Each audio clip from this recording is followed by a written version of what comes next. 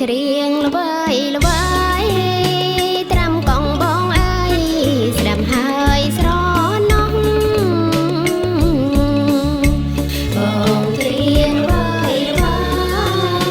ត្រាំកងបងអើយស្ដាប់ហើយស្រណោះចាំចងក្រងឈ្មោះស្នេហ៍បានសម្រងគេបង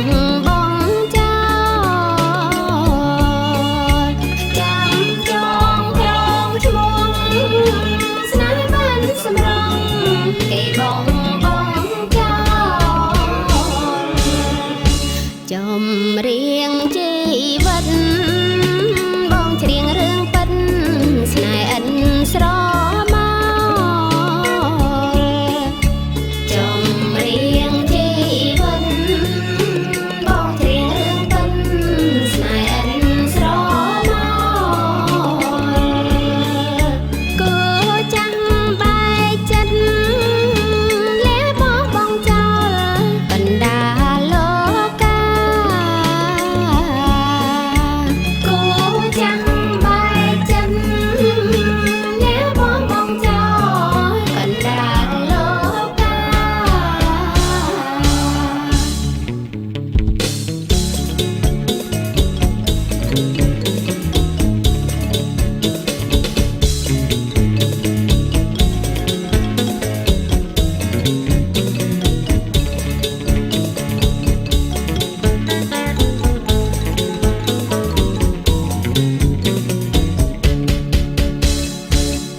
ត្រាំ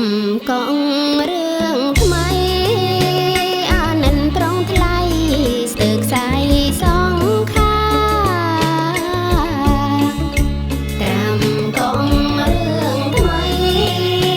អានិនត្រង់ថ្លៃស្ទើរខ្សែសងខានេះហើយជីវិត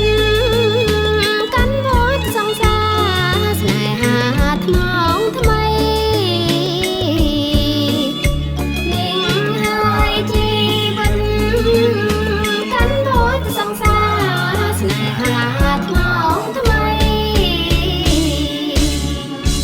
រឿងស្នេ